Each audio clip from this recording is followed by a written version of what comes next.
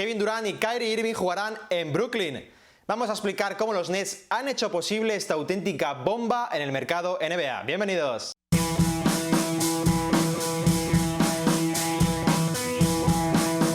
Muy buenas, bienvenidos a un nuevo vídeo en el canal. Vamos a hablar del mercado y vamos a hablar de los Brooklyn Nets, los grandes protagonistas de estas primeras horas en la apertura de la agencia libre 2019. ¿Por qué? Bueno, pues seguramente a estas alturas ya sabéis que se han hecho con Kevin Durant y con Kyrie Irving, dos de los jugadores más cotizados del mercado.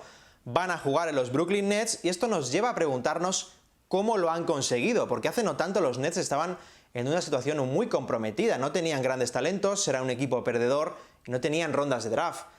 De pronto, con mucho trabajo pero en un tiempo récord, han mutado en esto, en una situación muy esperanzadora para el futuro, y vamos a abordar en el canal cómo lo han hecho, porque es una de las reconstrucciones más espectaculares que se hayan podido ver en la NBA durante los últimos años. Antes de eso, vamos a ver qué es lo que han hecho este verano. ¿Por qué hablamos de los Nets en este vídeo? Pues básicamente porque han hecho esto.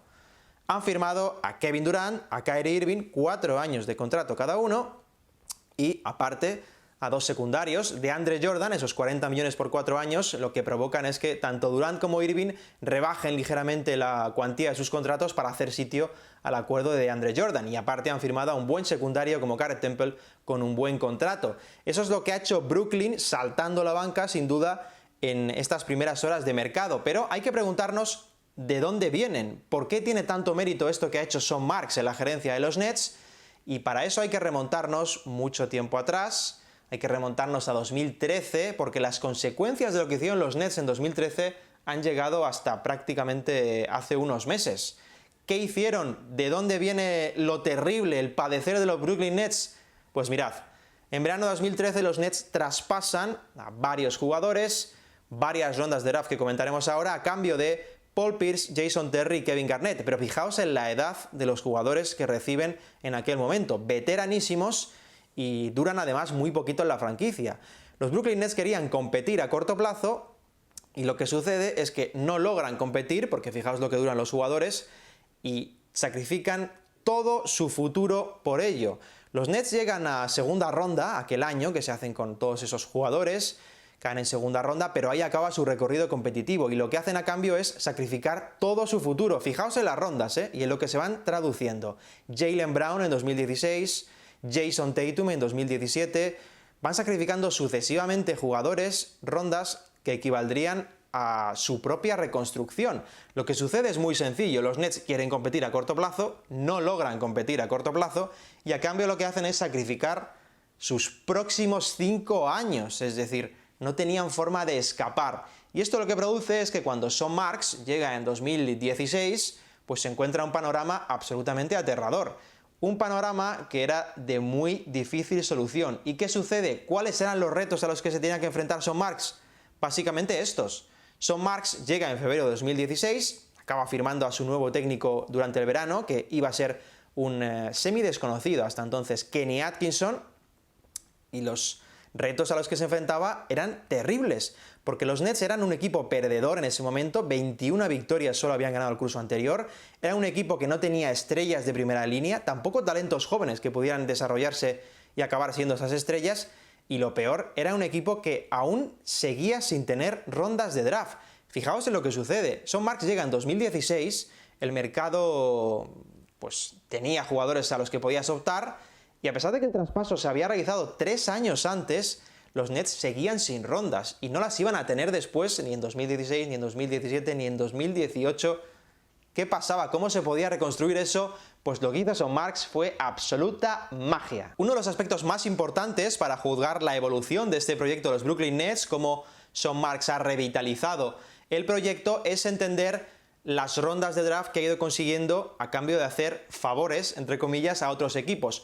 Vamos a explicar esto porque es interesante. Mirad, en esa imagen aparecen 3 jugadores que absorben los Brooklyn Nets simplemente en el periodo de un año. Entre julio de 2017 y julio de 2018 absorben los contratos de DeMar Carroll, de Kenneth Faried y de Jared Dudley. ¿Por qué? Muy sencillo. Si los Brooklyn Nets no tenían elecciones altas de draft, no tenían buenas elecciones para iniciar su reconstrucción, lo que hacen es absorber los contratos que no querían otras franquicias para obtener rondas de draft a cambio. Es decir, como los Nets no podían competir, se convierten en un equipo que hace favores al resto absorbiendo sus contratos malos, contratos que las franquicias no querían, a cambio de ir obteniendo por ese alquiler de los contratos rondas de draft. Y así, por esos 3 jugadores, obtienen un botín de 2 primeras y 3 segundas rondas. Es decir, así van sacando beneficios en forma de rondas para poder ir iniciando su reconstrucción. Hay que recalcar algo muy importante. Desde 2010, año en el que los Brooklyn Nets eligen a Derrick Favors en el draft, una elección muy alta, hasta este mismo año, hasta 2019, los Nets no han tenido ni una sola elección en el top 20 del draft. Es decir, han estado 9 años en los que han podido perder muchos partidos, han estado abajo en la tabla muchas temporadas y no tenían un top 20 del draft. Fijaos la dificultad de la reconstrucción cuando Sean Marks encuentra esto en 2016. Otra de las situaciones muy importantes a seguir, la oportunidad en el mercado. Esto caracteriza a los general managers que son muy buenos realmente, ¿no? Pensamos en Masai Ujiri, cómo se mueven los traspasos, cómo es agresivo, cómo toma riesgos para ganar. Sean Marks es de esta misma escuela y hay un movimiento también que sirve como punto de inflexión para el proyecto de los Nets. Es un traspaso que realizan los Nets con los Lakers y que acaba derivando en algo mucho, mucho mayor. Mirad, en 2017 los Nets acuerdan con los Lakers el traspaso de Brook López, que era un jugador que tenía un contrato expiring, es decir, terminaba, y el número 27 del draft, a cambio de D'Angelo Russell y un contrato tóxico que absorbían, relacionado con lo anterior, como Timofey Mozgov. ¿Por qué sucede esto? Bueno, esto lo hace Sean Marks porque si no tenía un talento con potencial de estrella, que fuera joven, que pudiera desarrollar, lo que hizo fue conseguirlo. ¿Y cómo lo consigue? Aprovechando la situación complicada de D'Angelo Russell en los Lakers. Es un jugador que tenía que salir y no hay que olvidar que D'Angelo Russell solo 2 años antes, en 2015, había sido elegido como número 2 del draft, es decir, era una altísima elección de draft con la que se hacen los Nets.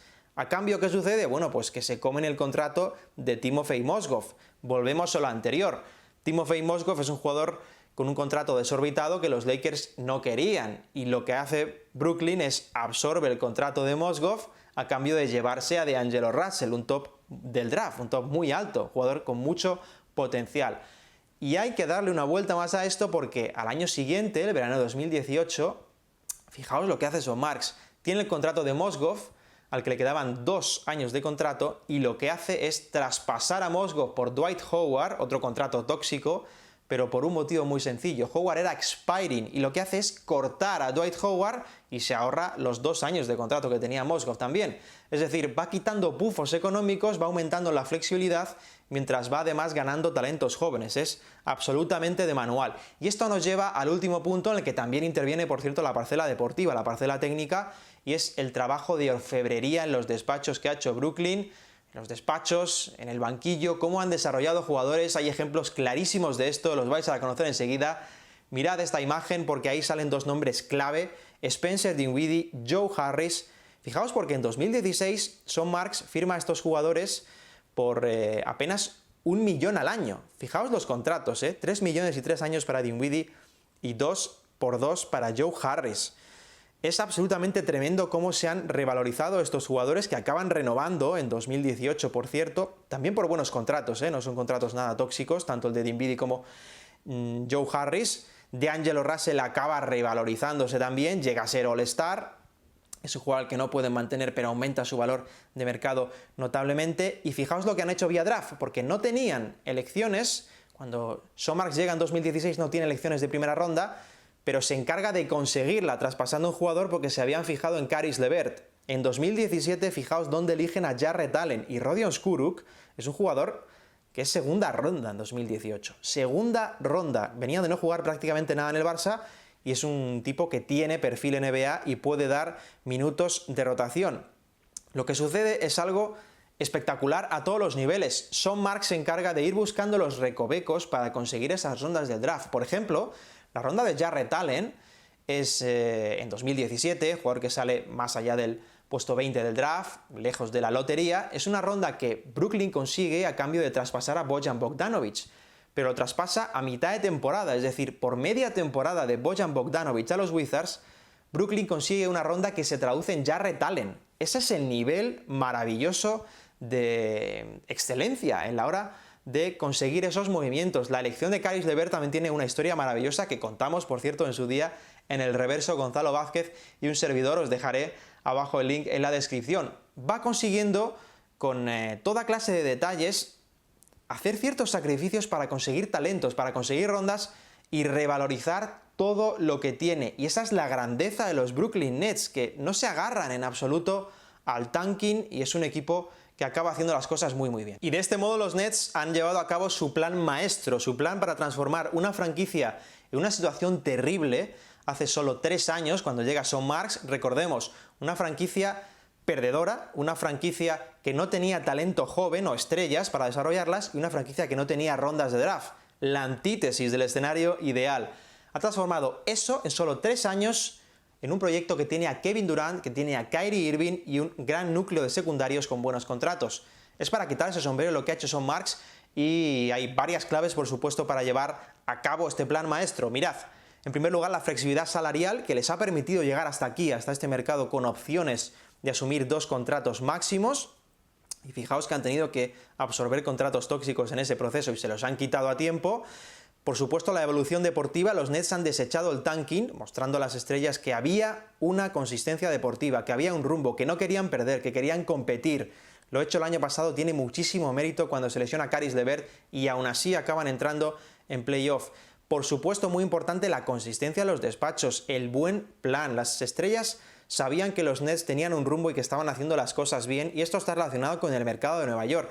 Por supuesto que el mercado ayuda. Si estás en Nueva York es un mercado, pues lógicamente muy potente, como pueda ser Los Ángeles, pero no olvidemos que los Knicks también están en Nueva York. Y los Knicks son precisamente el contraejemplo de esto. No estar haciendo las cosas bien en los despachos genera una inseguridad a las estrellas que las espanta directamente. Las estrellas no quieren ir a jugar a los Knicks por todo lo que sucede en los despachos, simple y llanamente. En los Lakers, antes de que llegara LeBron James, sucedía lo mismo. La inconsistencia de los despachos ahuyentaba a las estrellas. Esto es muy importante. El mercado importa, por supuesto que importa, pero es mucho menos importante que lo que sucede a su alrededor deportivamente, en los despachos. Todo eso proyecta la importancia del mercado y los Nets en solo 3 años han conseguido llevar a cabo esto para transformar, ya digo, un proyecto en situación crítica en algo absolutamente puntero. Y a seguir.